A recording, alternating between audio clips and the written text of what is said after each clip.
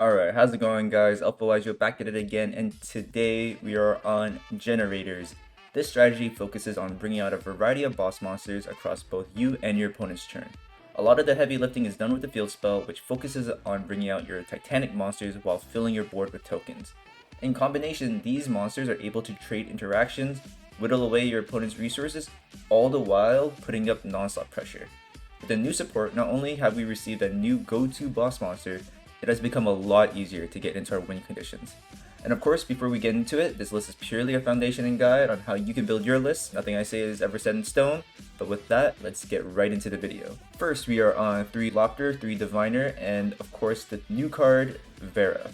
These are our main monsters that we really want to see in our opening hands. Lopter tributes off any generator monster, including itself and field spell tokens, to summon a different generator from the deck.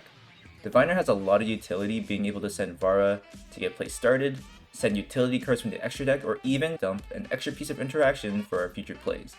Vara is the big highlight here as a new card. If she's in hand or grave, you can send one generator card from your hand to the grave to bring her out. If she's specialed, you can special out another generator from hand or grave, which makes her a crazy starter and extender. As for the other generators, we're on 1 Mardell. She's the searcher for the other generator cards. We only run one of her because alone she doesn't really do much, but we have a lot of ways to access her. We're also on 2 Har, one of the best boss monsters to end on as it helps hand rip your opponent and is a negate.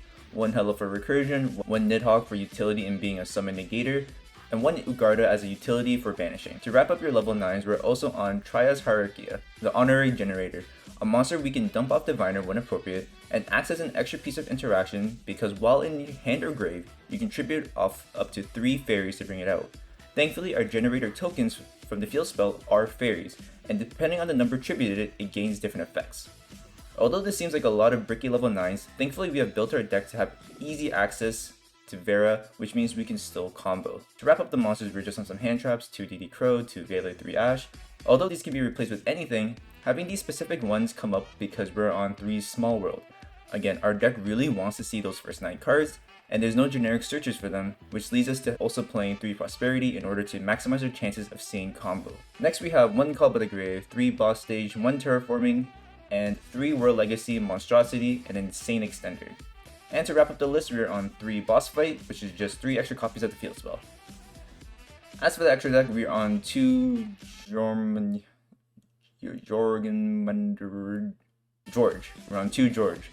2 of the new Ixies, Lavitane, an absolutely cool new boss monster, and something we can feel pretty safe ending on top of an effect that weakens all your opponent's monsters. As a quick effect, you can tribute Lavitane, special a non-fairy generator Ixies, aka George, from the extra deck, and attach cards from the field and or grave to it as material equal to the amount Leviathan had, aka if Leviathan had 2 materials, George gets to suck up 2 cards. Moving on though, we have a whole suite of an Xyz toolbox, 1 Phantom Fortress, 1 Hyperiton, 1 Nine Lives Cat, 1 Earth Slicer, and 1 Zeus, because of course. Next we have 1 Hulk, 1 Sprite Elf. These 2 let you do some really cool Diviner plays, which helps you bring out the Hierarchia. Then we have cards like 1 Celine, 1 Access Code for general OTK purposes, and funny enough, Celine can actually revive Har in certain game states.